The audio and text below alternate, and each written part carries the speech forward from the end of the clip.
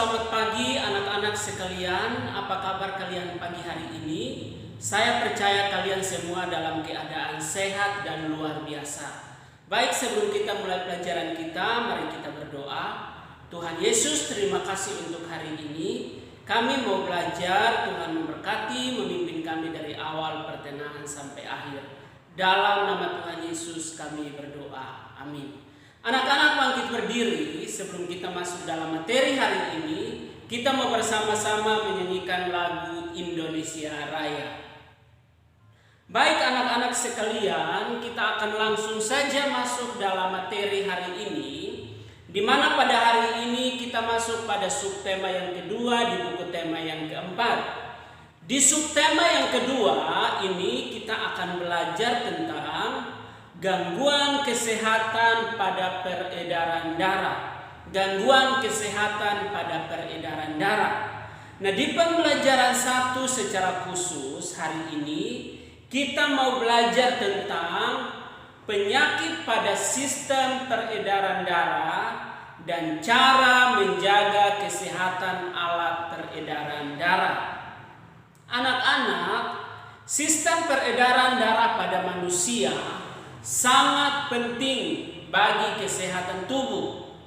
Kenapa?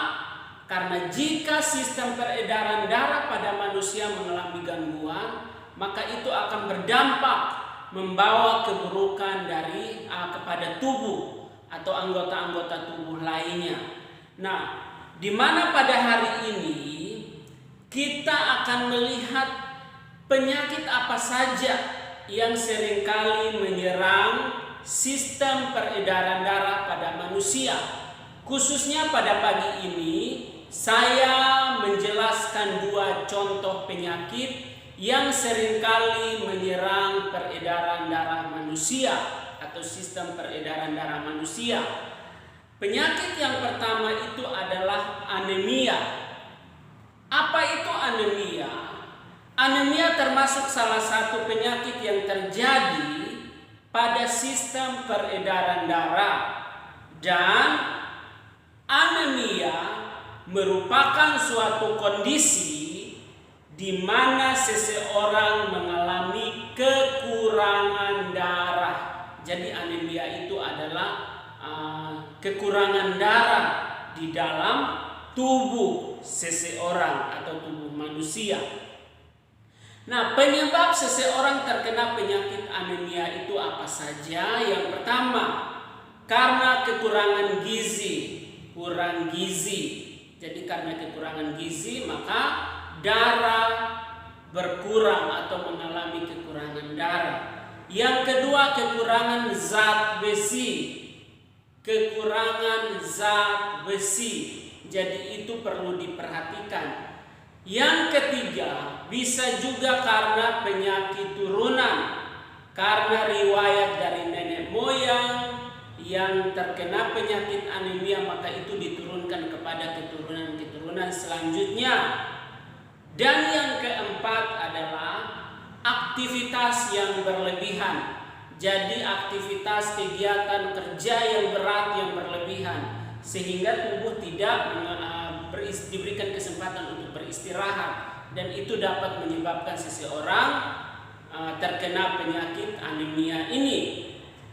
Nah, kita mau melihat apa saja gejalanya.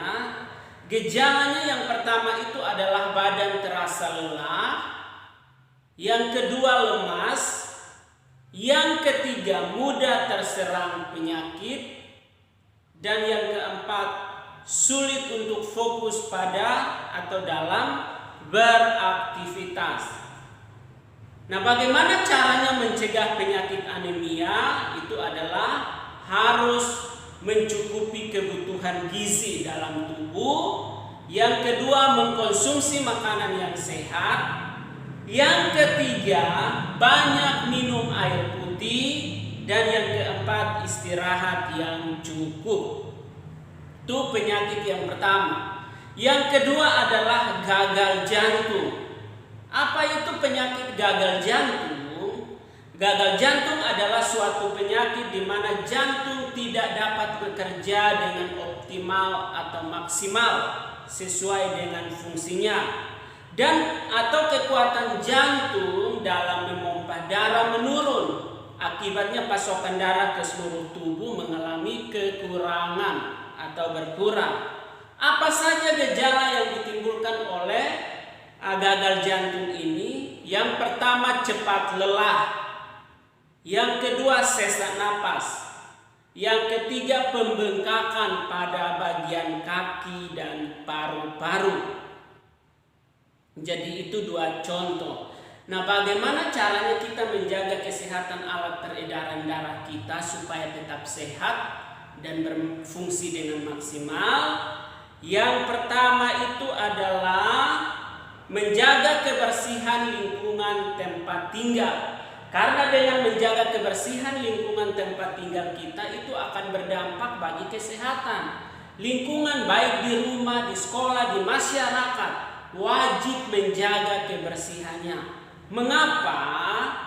Karena kebersihan lingkungan akan berdampak bagi kesehatan organ-organ atau saluran peredaran darah kita bagi semua orang yang ada di lingkungan atau di mana kita berada. Nah, itu penjelasan dari saya mengenai gangguan pada saluran pernapasan atau penyakit pada saluran pernapasan serta bagaimana menjaganya. Kalian bisa mencari informasi yang lebih banyak tentang materi ini. Nah, anak-anak, tugas bagi kalian pada pagi hari ini adalah yang pertama, ayo lakukan halaman 41, dan yang kedua, tugas di rumah halaman 42. Selamat mengerjakan tugasnya dengan benar dan jangan lupa tugasnya harus dikumpul. Tuhan Yesus memberkati.